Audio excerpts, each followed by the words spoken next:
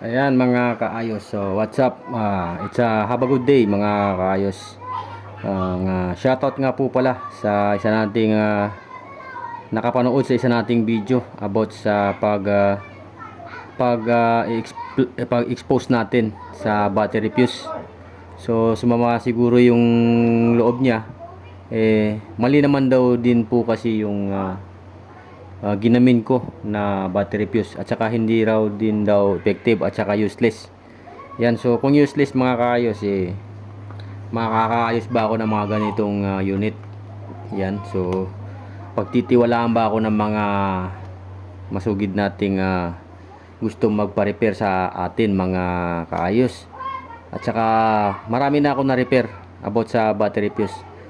So, isa natin siyang basher. Hindi naman din sa pinipilit kita na gayahin yung video na binablog ko dito sa YouTube. Na akin lamang po is sinishare ko lamang din po yung aking nalalaman bilang isang hindi naman po ako masyadong bihasa sa pagtiteknisyan.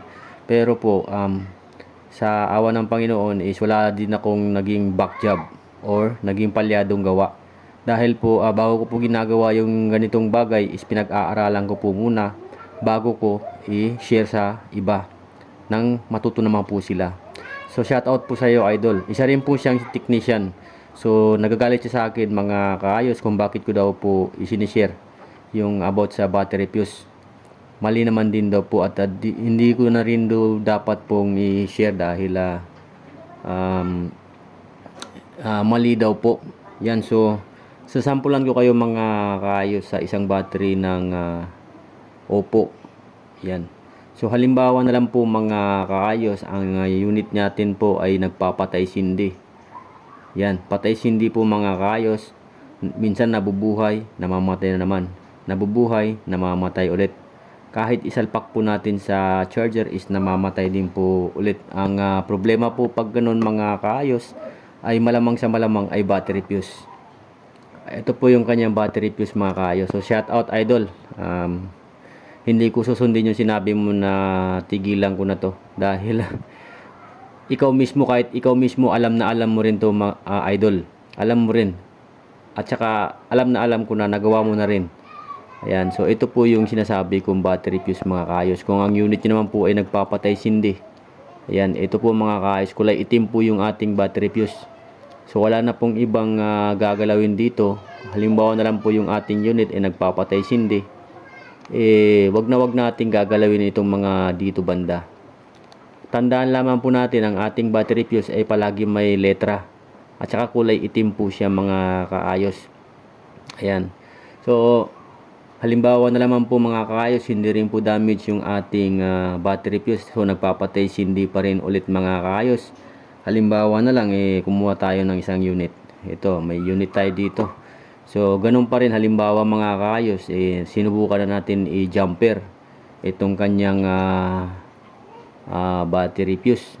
So naging ganun pa rin ulit. So nagpapatay sindi. So ang gagawin natin mga kaayos, dito tayo magpo-proceed sa kanyang power button. So pwede natin to siyang buksan at linisan natin mga kaayos dahil posible rin po mga kaayos na dito nagiging problema sa kanyang power button. Minsan po nagko-corrosion po yan mga kaayos, nagsasanhi po ng patay sindi rin ng ating unit. Yan, so posible rin po dito ang problema. Pangatlo mga kaayos, nasa board na rin po. Posible pong may putok na po yung ating power IC. O yan, so power IC mga kaayos. Minsan kahit sa power IC mga kaayos ay posible rin po na maging patay sindi rin po yung ating unit.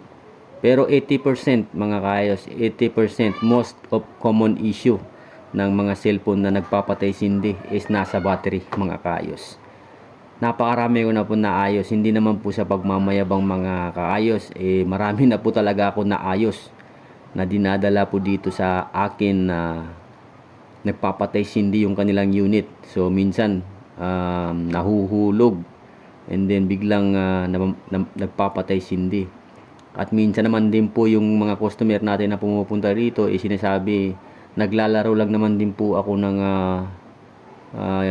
halimbawa na lang po yung ml, ganyan. So napasobra habang nakasaksak po yung charger. Bigla naman din po namatay, ayaw naman din gumana. So gumagana naman din kapag i-charge, kaso namamatay naman din po ulit.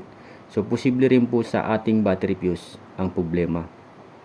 So napakadali lamang din po mga kaayos yung ating gagawin Kung kahit dito lamang din po tayo sa bahay,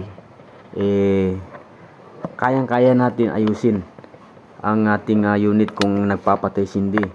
Basta ang mahalaga lamang po mga kaayos ay meron po tayong sariling soldering iron. Tulad nito mga kaayos, ito po ay ilang watts siguro to. Nasa 60 watts to mga kaayos. Ito yung aking ginagamit. Napakagandang tumunaw ng tingga. Yan, dapat meron po tayong ganito. At saka meron din po tayong soldering lead po mga kaayos. Dapat po meron din po tayo. At saka ang ating flux. Yan, so ubos na yung ating flux mga idol. So kahit tatlo lamang po nito ang meron po tayo. Soldering iron, soldering lead, at saka po yung ating flux. So pwede po natin tong orderin. Isang set na po sa Shopee or kahit sa Lazada, pwede rin po mga kaayos. Kayang-kaya na po natin gawin. Kahit na lamang po nandito lamang po tayo sa bahay, pwede na rin po tayong parang nagiging practice na po natin. Sa kalaunan, habang pagtagal mga kaayos, magiging bihasa ka na rin. So ganyan din yung ginagawa ko mga idol. Unang-unang ginagawa ko muna is pinag-aaralan ko po muna yung ano po yung posibleng issue. Yan. Tulad ng ganitong video na isinishare ko sa inyo mga idol, mga kaayos, isang aral na rin po ito mga kaayos. Ito ay walang bayad. Kung pag-aaralan natin mga kaayos, pwede na rin tayo maging pwede natin maging side of income ang ganito. So pag may customer ako na ganito, patay sindi yung kanyang unit, sinisingilan ko sila ng 150 mga kaayos. 150 lamang po mga kaayos, dahil po hindi naman sa tayo'y magaling, naiintindihan din naman natin yung ating mga kaibigan or kakilala na wag masyadong baratin or wag masyadong abusuhin. Yan. So shoutout sa iyo idol. Sana ay mapanood mo ang video na to idol, dahil po wag mong sabihin na useless yung ating battery fuse po mga kaayos. Dahil kaya po nilagay ng kumpanya yan ng ganitong mga unit, dahil po ay meron po yung kahalagaan. Yan. So hanggang dito na lang mga kaayos yung ating video. Hope na sa shinare ko na tong video ay may mapulot kayong kaunting kaalaman, at sana po ay masuportahan nyo po yung ating channel na kahit isang subscribe lamang po mga kaayos. Ayan, hanggang sa muli mga kaayos. Kung meron man po kayong katanungan about sa pagre-repairs ng ganitong mga unit, yan, so wag po kayong mahiya magtanong. I-comment nyo po dito sa ating baba ng video, agad po nating bibigyan ng action yan at re-replyan po natin. Yan, so sana po nasa mabuti po tayong kalagayan. Hanggang sa muli, babels.